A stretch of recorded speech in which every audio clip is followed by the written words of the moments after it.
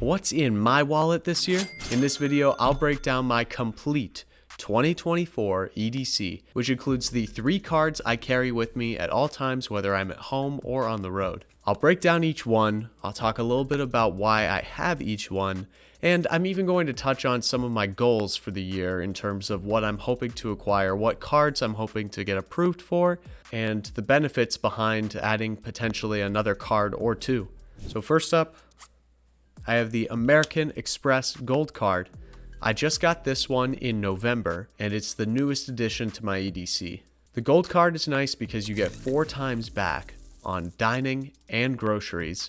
Now, I will say this excludes stores like Target and Walmart, the superstores, or even the Costco's and Sam's Club of the world. But the 4 times back is massive. Likewise, if you book with American Express Travel, or if you just book directly with an airline like Delta or United, you're going to get 3 times back on that flight. A big reason I got this was to get into the American Express points ecosystem. I was fortunate to take advantage of a sign-up bonus that was being offered at the time. I believe that credit card points, especially when redeemed for travel, go further than cashback. So my goal is to continue to get cards where I can get into a points ecosystem like American Express and continue to rack up points and redeem them for great things. Next up, I have the Capital One Quicksilver credit card.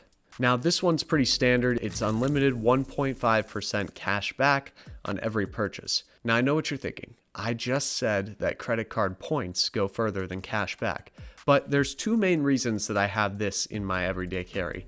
1, what happens if a place doesn't accept American Express? This is going to be the go-to for that. And number 2, it's for longevity.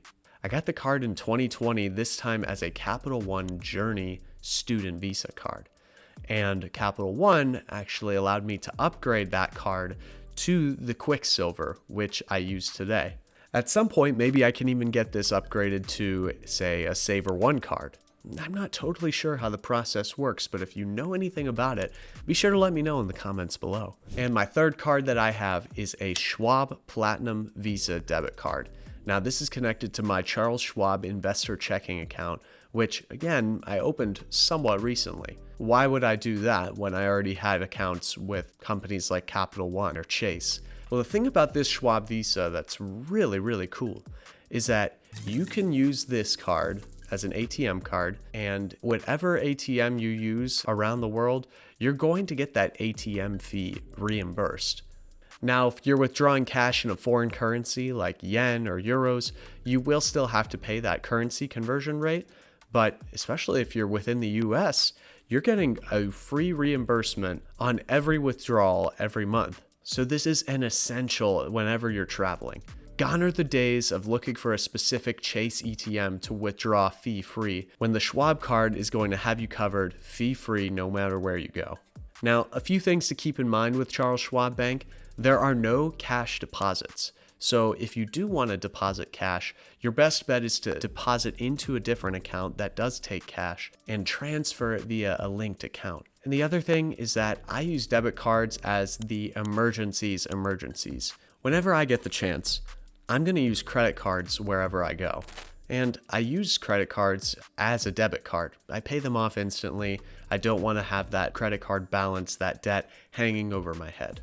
A big reason why I'm preferential to using credit cards is that, say that a fraudulent purchase was made on the account, or someone confiscated your card and started making purchases. More often than not, the credit card company is going to be able to reimburse you and or just freeze the card. If your debit card gets confiscated, that's coming straight out of your bank account, and chances are your bank isn't going to be able to do anything to help you there. The money might be lost. So only use a debit card when you absolutely have to. Say that for some reason a place didn't take American Express or MasterCard and only took Visa, and that was all you had. So those are my 3 cards, and I want to establish the 3 criteria that they all meet.